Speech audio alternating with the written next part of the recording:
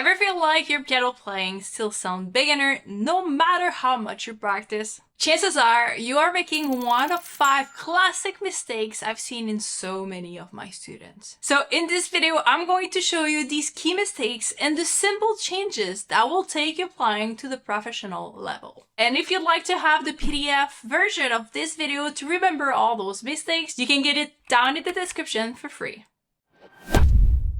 Let's start by mistake number 1. As I play, see if you can spot what's wrong in my playing.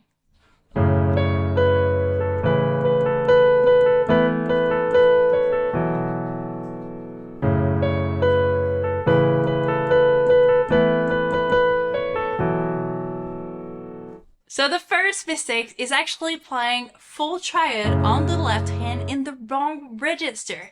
It makes it sound so heavy and so muddy. What you actually want to be doing is only play 1 and 5 instead of adding the 3rd in the middle. You don't really need to have that one here. So playing 1 and 5, I would have F sharp, A, E, B. And there's so much space now in the harmony when you're playing with the melody.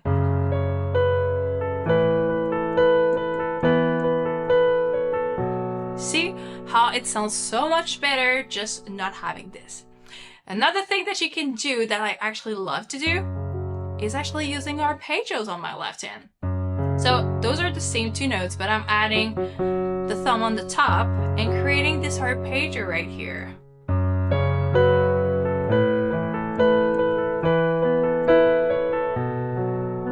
See how it's getting so much better just by playing something that is breathing and not too busy on the left hand. So please try to do this simple change in your playing and you're going to see a very big difference.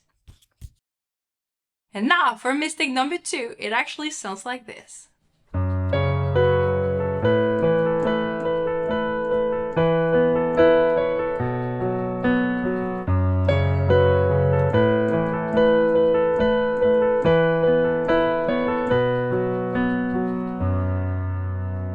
So mistake number 2 is actually adding extra beat to a random bar.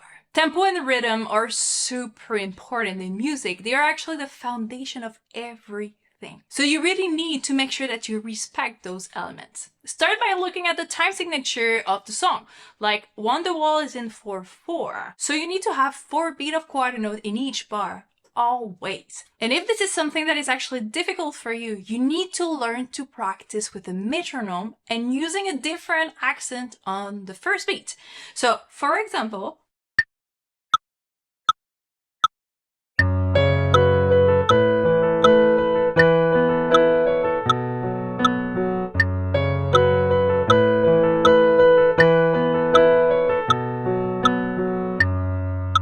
so now having an accent on the first beat is actually super helpful because you actually know if you're fine, if you're respecting the 4 beat per bar, because every time you're on the 1, it should sound different. So this is actually really the best way to make sure that you're playing the right thing without even having a teacher telling you. And also when you're practicing this, start practicing with only quarter note on the left hand. It's easier because you might feel like you know you have 4 time to play this, like 1, 2, 3, 4. 1, 2, 3, 4. And this is making things easier because you should be able to count. The last thing I would say is try to count out loud when you're playing. I know that might be difficult, especially if you're playing like a melody on the right hand. So go back playing just quarter notes like 1, 2, 3, 4. 1, 2, 3, 4. And make sure that you only have 4 beats in each bar. Rhythm was my struggle at first too, so those are the tricks I use to make it through and to be really comfortable with that. And if you only start by playing the same thing but respecting the time signature, you'll see a big improvement in your playing instantly. I just want to pause this lesson for a second. I recently learned a fun fact about my channel, and it's that around 83% of views come from people who aren't even subscribed yet. That means most of you watching right now aren't subscribed and you're missing out on weekly content just like this. So if you're finding value here, hit that subscribe button and join the community. It also helps me reach more keyboard players just like you. Alright, now for mistake number 3, let me show you how it sounds like, but I'm gonna be using just the introduction of Wonderwall.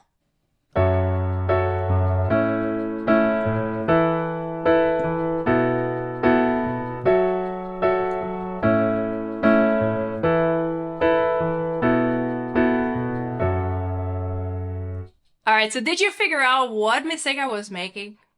It's actually around chord inversion. And as you can see, this is actually more difficult to play and jumping from one chord to another. I'm jumping from here to go all the way there and back here and here. And one of the main mistakes I see so often is piano player not using chord inversion as much as they can. And it's so important because chord inversion are really like the foundation of everything we play because they are creating voice leading in what you're playing.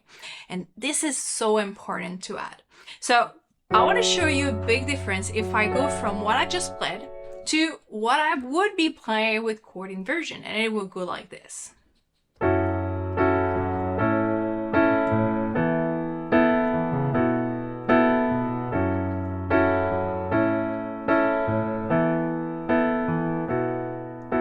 I haven't even moved my right hand. So what happens is I can actually keep the A on top for all 4 chords. And that gets to create this beautiful melody and very interesting in the chord movement when we have those chord inversion.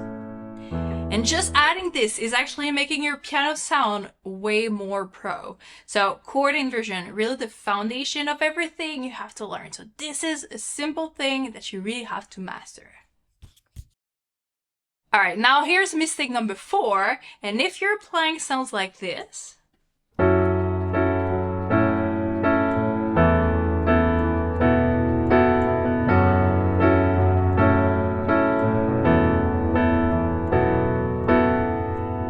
it's because you're holding the sustain pedal the whole time. And please don't do this because when you're holding the sustain pedal for that long, it just makes everything sounds muddy and it's just chaotic. So my rule here when it comes to sustain pedal is you have to lift the pedal up and down every time there's at least a chord change. So in the case of Wonderwall, we have like 4 chords within 2 bar. So every time I change chord, I need to have the sustain go up and down just to release the sounds from the sustain pedal. So just let me show you if I do that properly. So we would have.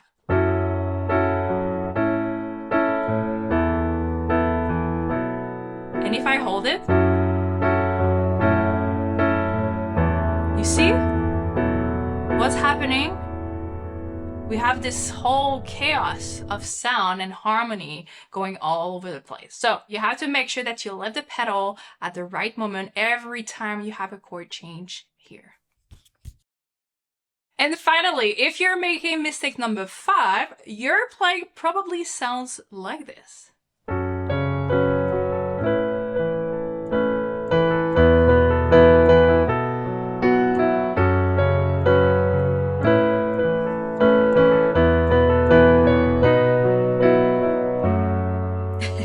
So what's happening here is basically people do that when they get comfortable with some section but struggle with others. Like I started fine, I've played here playing the F sharp minor, and then when I got to the A, it was like I was struggling. So when you're playing a song, you really need to have the same tempo for the whole thing. And if you're struggling with some section, you need to focus on those to make sure that you can play them at the same tempo for the whole song. So you don't want to be speeding up the part that's easy and slowing down what's hard. So how can you actually fix this? You need to slow down the whole song and to focus on those tricky parts until they feel easy. Then bring everything back up to speed. So practice this with a steady tempo, record yourself, and use a metronome to make sure the beat stays consistent from start to finish. Alright, so if you're working on your piano skills right now, I hope this helps you avoid some of the classic mistakes that holds players back. Let me know in the comment which mistakes are you currently making in your playing. And don't forget to hit the subscribe button to never miss a new video. Alright, bye for now.